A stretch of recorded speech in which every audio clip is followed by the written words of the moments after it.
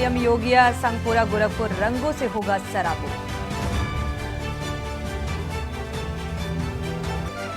मुख्यमंत्री योगी आदित्यनाथ आज गोरखपुर दौरे पर। भगवान नरसिंह की शोभा यात्रा, आरएसएस द्वारा निकाली जाती भगवान नरसिंह की शोभा यात्रा। सीएम योगी के कार्यकाल के 7 साल पूरे। पोस्ट कार्ड प्रदेश की जनता का जताया आभार। अपराधियों की प्रत्या सीएम ने एक सख्त कानून बनाया। पहले चरण के नामांकन के लिए आज कल देना मुजफ्फरनगर में बीजेपी सपा प्रत्याशी आज करेंगे नामांकन। 5 दिन में योगी करेंगे 15 रैली। वेस्ट यूपी में मायावती का मुस्लिम दलित कॉम्बिनेशन प्लान। मुस्लिम कार्ड से सपा की मुश्किलें बढ़ी। बसपा ने 2019 में यहां 4 सीटें जीती। और जेल में बंद मुख्तार अंसारी की तबियत खराब। बांदा मेडिकल कॉलेज के आईसीयू में भर्ती। मुख्तार के वकीलों ने जताई अनहोनी की आशंका। आप देख रहे हैं के न्यूज, खबरों का सारथी। खबर उत्तर प्रदेश के साथ मैं सोनी चौहान। खबरों की शुरुआत अहम खबर के साथ। अब बांदा से खबर सामने आ रही है। बांदा से बड़ी खबर। मुख्तार अंसारी ने परिजनों को फिलहाल परिजनों को अभी तक मिलने नहीं दिया गया। मुख्तार अंसारी से जेल प्रशासन ने लिखित आदेश लाने के लिए कहा है। परिजनों की मांग है कि एम्स में प्रशासन इलाज कराए, क्योंकि अचानक तबियत खराब होने की वजह से भर्ती कराया गया है। और मुख्तार अंसारी के वकीलों ने अनहोनी की आशंका जताई है। परिजनों को मिलने नहीं दिया गया। मुख्तार अंसारी से जेल प्रशासन से लिखित आदेश लाए जाने के लिए कहा गया है। और परिजनों की मांग है कि एम्स में प्रशासन है वो इलाज कराए।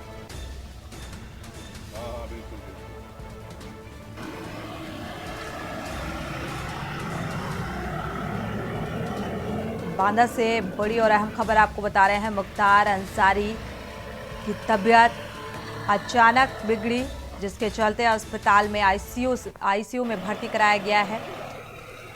सर, अभी आप मुख्तार अंसारी से मिल के आए हैं, क्या देखा है, क्या सुना? मुझे मिलने नहीं दिया गया है। अच्छा, क्यों? ऐसा क्यों? उन्होंने कहा कि पहले आप जेल अधीक्षक साहब से लिखवा के लाइए, तब आपको मिलने दिया। तो आपने, हालांकि आपको तो सूचना है, परिजन है उनके, हाँ, तो मिलने तो देना चाहिए। यहाँ से वायरलेस गया था। हाँ, परिवार के लिए, तो वो वायरलेस की कॉपी मैं लेके आया था। अच्छा। उस वायरलेस को कहा है कि इस पर आप अधीक्षक साहब से लिखवा के ले आइए, तब मिलने देंगे। तो आपने पूछा उनसे उनकी हालत में क्या सुधार है, कैसी है तबीयत? जो सिक्योरिटी गार्ड लोग हैं वो कहते हैं कि बेहतर है, ठीक है। अच्छा। क्या चाहते हैं आप? जब तक देख न लिया जाए, उचित इलाज चाहते हैं कि अच्छा इलाज उनका हो, अच्छे हॉस्पिटल में भेजा जाए, या तो उनको एम्स भेजा जाए। एम्स में ही अच्छा इलाज हो पाएगा, मैं यही चाहता हूँ। अच्छा। पूरे परिवार के लोग यही मांग करेंगे। जी। क्या सूचना मिली थी? आपने अभी मुलाकात की है, क्या हालत है मुख्तार अंसारी? अभी जांचें भेजी गई हैं, कोई रिपोर्ट अभी आई नहीं है। अल्ट्रासाउंड वगैरह नहीं आया है। उनके पेट में को बहुत ज़्यादा तकलीफ है। और जो ब्लड जांच हुई थी उसकी भी कोई रिपोर्ट अभी नहीं निकाली गई है। कुछ जांचें रह गई हैं, उसी के बाद पता चलेगा। अभी उनकी हालत जो है हल्की फुल्की ठीक कही जा सकती है। बात करने में करा रहे हैं। और बाकी तो कितने बजे आपको सूचना मिली थी, क्या बोला गया था? भैया फैक्स गया था ये तो मेरे 4 बजे के या 4:30 बजे के आसपास तभी हम लोग आए थे। कहाँ से आए थे? हम तो बांदा ही से हैं। फैक्स से उनके बड़े भाई सांसद अफजाल अंसारी के पास गया था, तो उन्होंने हमको भेजा। इस वजह से हमको सूचना मिली तो हम यहाँ। बढ़ते आगे, इसी बीच गाजीपुर से खबर सामने आ रही है। गाजीपुर से हम खबर बता दें, मुख्तार के भाई अफजाल अंसारी का बयान सामने आया है और जेल में मुख्तार को जहर देने का आरोप लगाया गया है।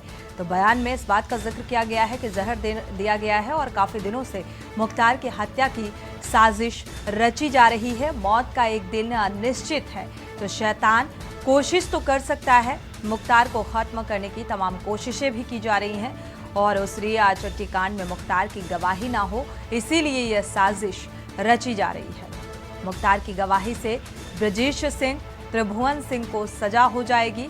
अपराधियों और अफसरों की मिलीभगत से अंजाम देने की कोशिश लगातार की जा रही है।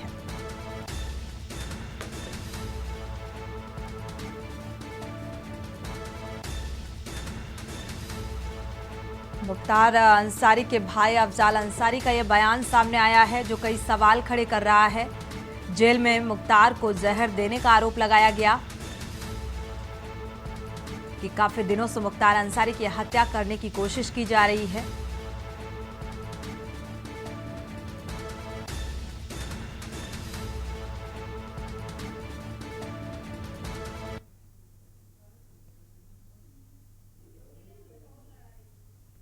तो उसरी चट्टी कांड में ताकि और 2 लोगों को सजा ना हो, शिवा शर्मा ऐसी खबर पर जुड़े हुए हैं। शिवा, देखा जाए तो इस बयान को कितना पुख्ता तौर पर देखा जा सकता है जिस तरीके के आरोप निकलकर सामने आ रहे हैं? देखिए, अफजाल अंसारी की इन सब बातों से ये कयास तो लगाया जा सकता है कि पहले जो मुख्तार अंसारी ने जब वीडियो कॉन्फ्रेंसिंग के जरिए जेल के अंदर इनकी पेशी हुई थी, तब खुद ही जज के सामने मुख्तार अंसारी ने इस बात को पुख्ता किया था कि इनको जहर देने की कोशिश की जा रही है, उनकी इन दिनों तबीयत खराब रहती है और उन्हें मारने की साजिश रची जा रही है जेल के अंदर। उसी के आधार पर ये देखा गया है कि अफजाल अंसारी ने भी आरोप लगाया है कि मुख्तार अंसारी की जान खतरे पे है, उनको जहर देने जैसी बात सामने आ रही है। तो ये शब्द खुद मुख्तार अंसारी के मुंह से निकले हुए और आज जिस तरीके से वो बांदा के जिला जेल के अंदर भर्ती है, हालांकि डॉक्टर की तरफ से कहा जा रहा है कि हालात पूरी तरीके से सामान्य है, लेकिन मुख्तार अंसारी का पूरा परिवार इस कयास को लेकर के बैठा हुआ है कि जैसे ही मुख्तार अंसारी ने बीते दिनों इस बात को दर्शाया था कि उनको मारने की कोशिश की जा रही है जेल के अंदर, तो उसी के आधार पर उन्होंने बार बार इस चीज को कहा है कि मुख्तार अंसारी को जबरदस्ती मारा जा रहा है, धीमे धीमे उनको पॉइजन देने की कोशिश करके उनको उनके जो शरीर के अंग है उनको बर्बाद किया जा रहा है। तो ये जरूर पुलिस प्रशासन को या बांदा जिला प्रशासन को इस बात को पुख्ता करना चाहिए कि आखिरकार कैसा मामला, इस मामले में कोई सच्चाई है भी या नहीं है। डॉक्टर ने बुलेटिन जारी किया है, उस बुलेटिन के आधार पर ये तो जरूर माना सकता है कि मुख्तार अंसारी के हालात फिर अभी सामान्य है, लेकिन क्योंकि आईसीयू के अंदर भर्ती है तो क्रिटिकल केयर यूनिट इसीलिए कहलाती है जब हालात बहुत ज्यादा खराब होते हैं। इसीलिए तो परिजन एम्स में इलाज कराए जाने की भी मांग कर रहे हैं और दूसरी तरफ उसरी चट्टी कांड का भी जिक्र किया गया है इसमें, ताकि और ब्रजेश सिंह और त्रिभुवन सिंह के भी नाम सामने आ रहे हैं ताकि इन्हें बचाया जा सके, इन्हें सजा ना हो, इस तरीके का भी बयान निकलकर सामने आया है। देखिए, बिल्कुल इन बातों से भी इनकार नहीं किया जा सकता क्योंकि मुख्तार अंसारी एक बड़ा नाम है उत्तर प्रदेश के अंदर और इस नाम के साथ अगर कोई भी बात सामने आती है तो जरूर उसको वेरीफाई करना भी बहुत ज्यादा जरूरी है, क्योंकि मुख्तार अंसारी का परिवार इस बात को लेकर के हमेशा बयानों के आधार पर सुर्खियों पर छाया होता है कि वो जो भी अपनी बयानबाजी करते हैं वो मुख्तार अंसारी के पक्ष में करते हैं, मुख्तार अंसारी को बचाने के लिए करते हैं। लेकिन दूसरा अगर पहलू देखा जाए क्योंकि उनके किसी के पिता है, किसी के पति है और जरूर कहीं ये रिश्ता जो होता है उस आधार पे भी अगर मुख्तार अंसारी को जरा से भी इस बात का डर होता है कि अगर मुख्तार अंसारी के साथ जेल के अंदर कुछ भी हो रहा है तो परिवार के साथ जरूर बातें शेयर होती है। लेकिन अभी फिलहाल जो अस्पताल में हालात है, फिलहाल परिवार के बहुत ज्यादा लोग मुख्तार अंसारी से मिल नहीं पाए हैं क्योंकि पुलिस का भी एक पहरा है और साथ ही साथ आईसीयू के अंदर क्योंकि भर्ती है, इसलिए सामान्य हालात होने तक परिवार का फिलहाल कोई भी सदस्य उनसे मिल नहीं सकता है। तो मुख्तार अंसारी जैसे ही उनको होश आएगा या थोड़े से हालात सामान्य होंगे तो बिल्कुल शिवा, जो हेल्थ बुलेटिन के अकॉर्डिंग अगर बात की जाए तो स्थिति सामान्य बताई जा रही है, लेकिन शिवा यहाँ पर जो मुख्तार अंसारी के वकील हैं वो भी अंदेशा होने का जिक्र कर रहे हैं। देखिए, जो उनके वकील हैं वो उनके पैरोकार के रूप में हैं और पहले भी जैसा इन्होंने वीडियो कॉन्फ्रेंसिंग के माध्यम से कोर्ट से अपील की थी कि इनकी जान को खतरा है, उनको पॉइजन दिया जा रहा है और उसी के आधार पर वकील भी इस बात को कह रहे हैं कि ये उनके शब्द नहीं है, ये मुख्तार अंसारी खुद वीडियो कॉन्फ्रेंसिंग के माध्यम से जज से अपील कर चुके हैं कि उनको खाने में कुछ दिया जाता है या उनके शरीर पे जहर घोला जाता है। तो इस बात का भी जुडिशियल ये जरूर कहा जाएगा कि मायने में इसका एक चेकअप भी कराना चाहिए कि बॉडी के अंदर क्या ऐसा कोई चीज है जो मुख्तार अंसारी ने अपने ऊपर जान का खतरा होते हुए बताई है। फिलहाल आज जब वो देर रात अस्पताल में पहुंचे हैं तो जरूर इन सब चीजों को सामान्य करने के बाद, उनके हालात सामान्य करने के बाद एक उनका मेडिकल परीक्षण भी होगा, क्योंकि न्यायालय तक ये बात पहुंची और न्यायालय को स्पष्ट करने के लिए जरूर कारागार प्रशासन और जिला प्रशासन बिल्कुल मेडिकल परीक्षण के बाद ही देखा जाए तो स्थिति स्पष्ट हो सकेगी। शुक्रिया इस तमाम जानकारी को साझा करने के लिए। तो ये गंभीर आरोप हैं और जिस तरीके की लापरवाही का आरोप मुख्तार अंसारी की तरफ से लगाया गया है कि जो प्रशासनिक स्तर पर उनके साथ साजिश रची जा रही है।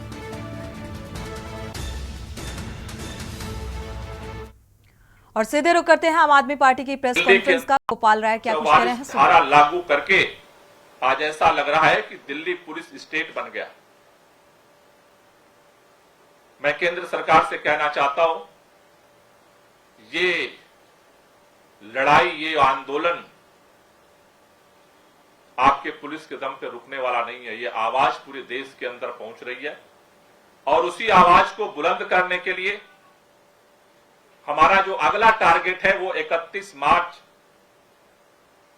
रामलीला मैदान की इंडिया गठबंधन की महारैली, जिसमें पूरे देश से इंडिया गठबंधन के सभी प्रमुख लीडर्स उसमें शामिल होने के लिए आ रहे हैं। दिल्ली के लोग लाखों की तादाद में रामलीला मैदान 31 तारीख को 10 बजे पहुंचेंगे।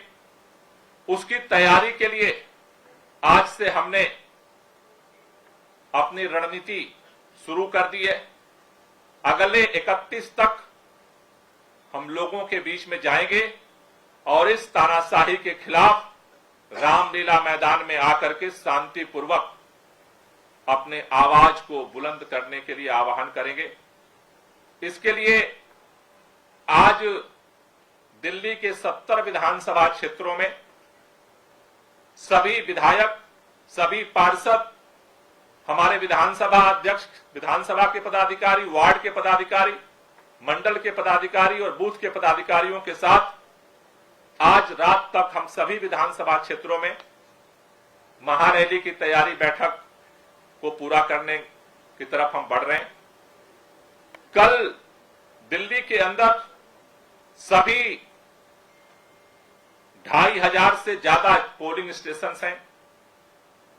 उन 2500 जगहों पर कल विधानसभा के पदाधिकारी और हमारे विधायक और पार्षद जाकर के वहां पर जनता के साथ 31 मई के लिए तैयारी बैठक करेंगे।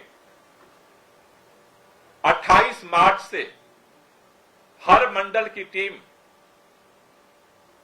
पर एक प्रभारी नियुक्त किया जा रहा है, यानी कि 2600 2600 प्रभारी हम नियुक्त कर रहे हैं हर मंडल पे एक प्रभारी रैली के लिए।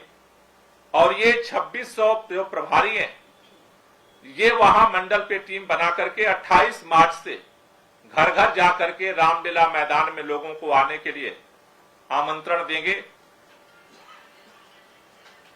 साथ ही साथ दिल्ली के अंदर जितने छात्रों के, युवाओं के, मजदूरों के, किसानों के सामाजिक संगठन है, आरडब्ल्यू है, व्यापारी संगठन है, उन सब लोगों को इस तानाशाही के खिलाफ लड़ाई में रामलीला पहुंचने के लिए इनविटेशन दिया जा रहा है।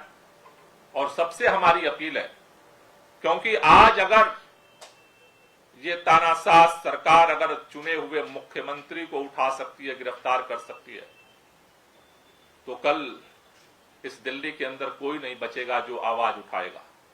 इसलिए आज ये लड़ाई एक व्यक्ति, एक पार्टी, इंडिया गठबंधन की नहीं, इस देश में संविधान और लोकतंत्र से मोहब्बत करने वाले हर व्यक्ति की लड़ाई बन चुकी है।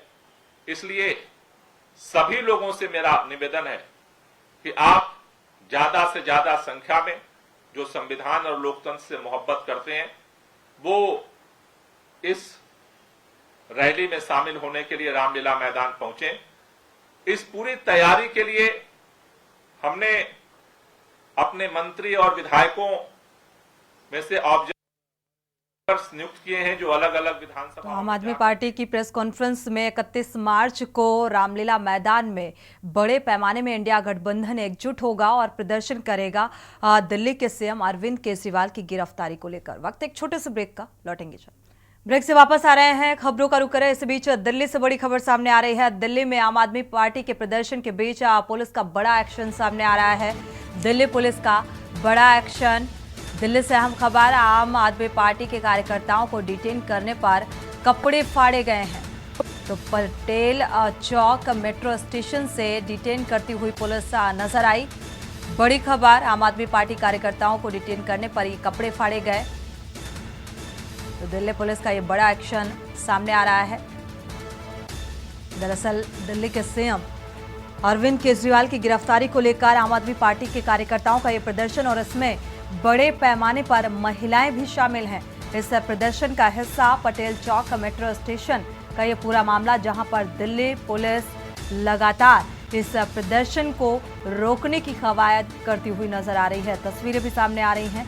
दिल्ली पुलिस का ये एक्शन, लगातार कोशिश कि ये प्रदर्शन ना हो, प्रदर्शन को रोके जाने की, और तमाम कार्यकर्ताओं को गिरफ्तार किया गया है। पटेल चौक मेट्रो स्टेशन से डिटेन करती हुई पुलिस नजर आ रही है। तो अब बड़ी चुनौती दिल्ली पुलिस की इस सख्ती के बाद आम आदमी पार्टी अपनी जिस बात को लेकर ये प्रदर्शन कर रही है, क्योंकि दिल्ली के सीएम अरविंद केजरीवाल की गिरफ्तारी को लेकर ये नाराजगी और इसी के चलते बड़े पैमाने पर ये प्रदर्शन करने की तैयारी, पीएम आवास का घेराव करने की तैयारी। हालांकि पीएम आवास के बाहर धारा 144 भी लगा दी गई है और पहले ही प्रशासन ने इस बात की इजाजत नहीं दी थी। बावजूद इसके जो प्रदर्शन के दौरान जो एक कार्यशैली निकलकर सामने आ रही है, उसको लेकर लगातार आम आदमी पार्टी के जो कार्यकर्ता हैं, नेता हैं, वो सवाल उठा रहे हैं और इस प्रदर्शन को रोकने की कोशिश की जा रही है। बढ़ते आगे, रायबरेली से अहम खबर। पुरानी रंजिश में चली लाठियां, 5 घायल दबंगों ने दलित को लाठी डंडों से पीटा है और दलित की पिटाई का वीडियो वायरल हुआ। दर्जनों दबंग ने दलित परिवार पर लाठी डंडों से हमला किया है। शेवागढ़ थाना क्षेत्र के अंतर्गत बोखारेपुर की ये घटना सामने आ रही है। दलित की पिटाई का ये वीडियो सामने आया। दर्जन भर दबंगों ने दलित को लाठी डंडों से पीटा और मारो इसी लखनऊ चलो, हाई कोर्ट चलो, यहाँ नहीं सुनवाई हो रही।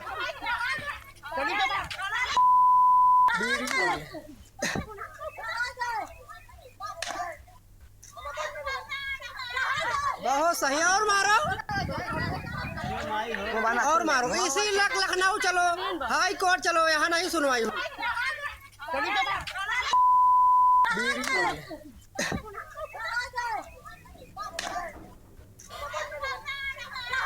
बहुत सही, और मारो।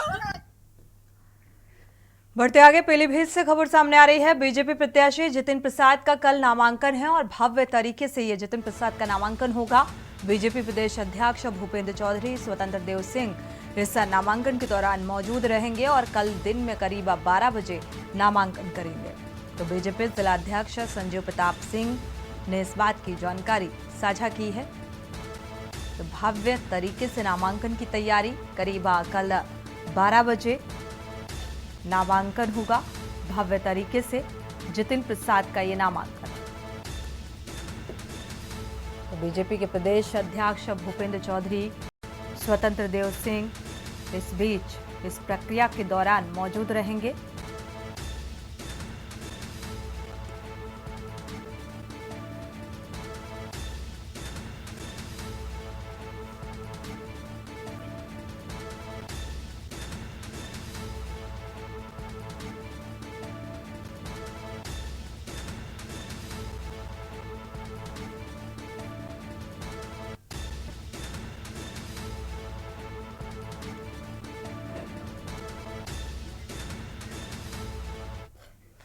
पीलीभीत से अहम खबर। वरुण गांधी अब चुनाव नहीं लड़ेंगे। सूत्रों के हवाले से अहम खबर। तो वरुण गांधी के कार्यकर्ताओं और नजदीकियों ने इस बात की जानकारी, संकेत दिए हैं और कहीं और से तलाशेंगे राजनीतिक जमीन। सपा प्रत्याशी का नामांकन है आज और सपा प्रत्याशी भागवत सरन गंगवार आज नामांकन करेंगे। 5 दिन पहले निजी सचिव ने 4 सेट में पर्चा खरीदा था।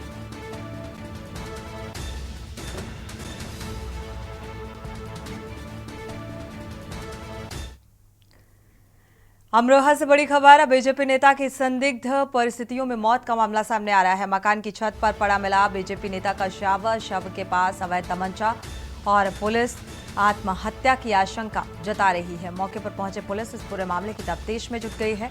बीजेपी नेता अजय चौधरी मंडल महामंत्री के पद पर तैनात थे और थाना अमरोहा देहात के जुआ अमरोहा रोड का ये पूरा मामला सामने आ रहा है। तो आत्महत्या की कोशिश, ये आशंका प्रशासनिक स्तर पर, हालांकि जांच पड़ताल जारी है।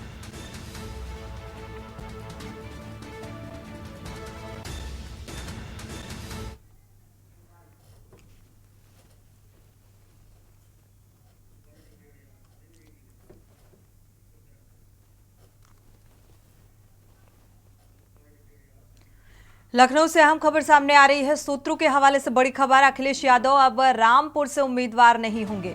तो तेज प्रताप यादव हो सकते हैं उम्मीदवार, कल नामांकन कर सकते हैं तेज प्रताप। सूत्रों के हवाले से अहम खबर सामने आ रही है, क्योंकि जिस तरीके से आजम खान से मुलाकात की अखिलेश यादव ने, उसके बाद लगातार इन कोशिशों को लेकर अंदेशा जताया जा रहा था कि रामपुर से उम्मीदवार हो सकते हैं। फिलहाल इन बातों पर विराम लगता हुआ नजर आ रहा है।